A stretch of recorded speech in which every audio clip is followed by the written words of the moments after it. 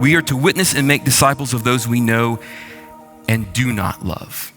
Now, maybe I should say do not like. But there was no love lost between the Jews and the Samaritans. In fact, if they had to get to a point on the other side of Samaria, they wouldn't go through, they would go around. Because they didn't even want to associate with these people who were half Jews in their mind because they had intermarried with foreigners. And though they had some cultural, though they were culturally similar in some of their religion, they did not care for the Samaritans. During his public ministry, Jesus had a lot to say about the Samaritans, and a lot of times they were set forth as good examples, which really irked the Jews. It bothered them because these half-Jews were viewed as outsiders.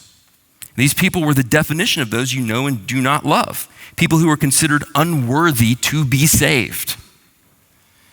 It's noteworthy that even though Jesus had given the apostles a clear command to go into Samaria, guess who was the first person to go into Samaria?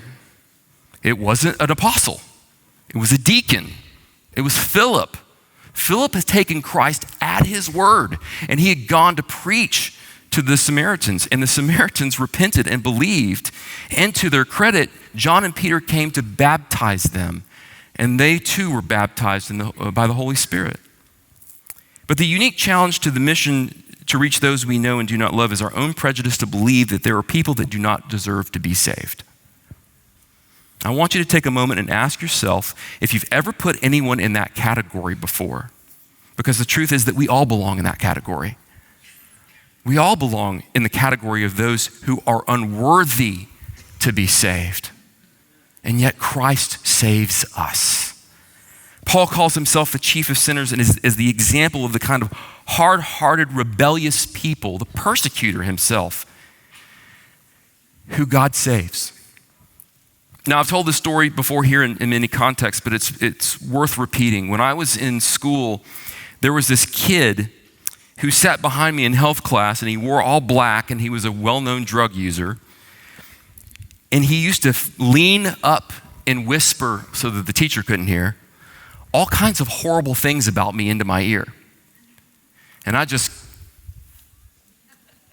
kept my focus straight forward. I'm just like, ignore him. He scared me. He terrified me. If there was somebody in this world that I didn't think was worthy of salvation, this was the guy. One day I saw him at the mall, because that's what we did. We went in the 90s, we went to Blockbuster and we also went to the mall sometime in the same day. And I saw him with one of his friends. And the moment I saw him and we made eye contact, I turned heel to go the other way. And then he called out my name. I didn't even know this guy knew my name. I thought I was whatever he called me when he whispered into my ear. But he knew my name, which terrified me even more because it means he was thinking about me. Probably how he was going to hurt me. And here was the opportunity because now he has a friend. And they come, and this friend, blank expression on his face. So I can't go anywhere. I mean, I'm not going to actually take off and run in the mall, right? Because the mall cop would come get me. Anyway, so he stops me and he comes towards me and he hugs me.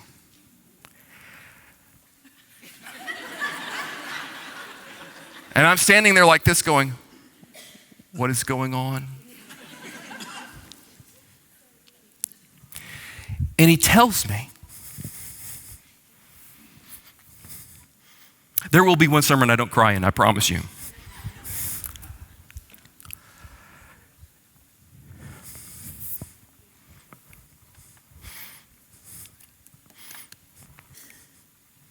I've come to know Jesus.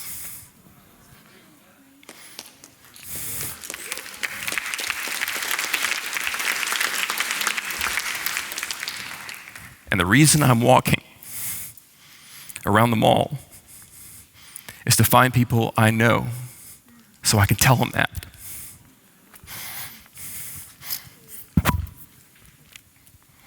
And I told him I was a believer.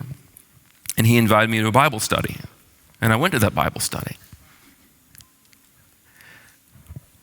he and I became as close as brothers.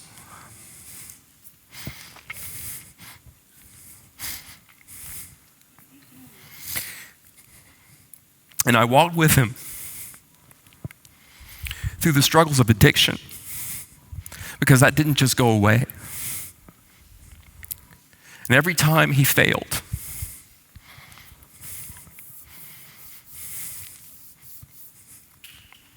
it broke his heart. And he had to have his friends remind him of the gospel over and over again. But I had put him in a category of people who could not be saved. Worse than that, I put him in a category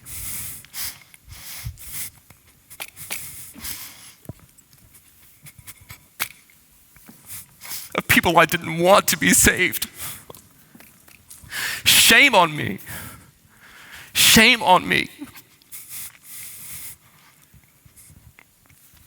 That category doesn't exist, and it should not exist, because I've seen what God can do when he transforms the life of somebody we don't think deserves the gospel.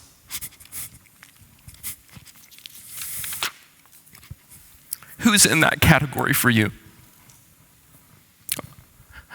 I'm not trying to shame anybody here, but who would you put in that category? Who would you say that person is unworthy to be saved? I don't ever want to see that person. I don't want to break bread in the new heaven with that person, because there's some hard work to be done, folks. That's our agenda, and it needs to die at the foot of the cross.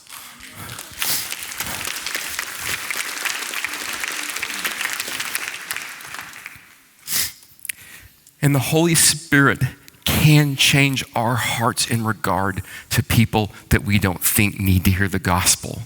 And he can compel us to share the gospel with them, because I'm telling you what, this world is not changing without revival, and revival will not come unless we take the gospel to people that we know we think don't deserve it.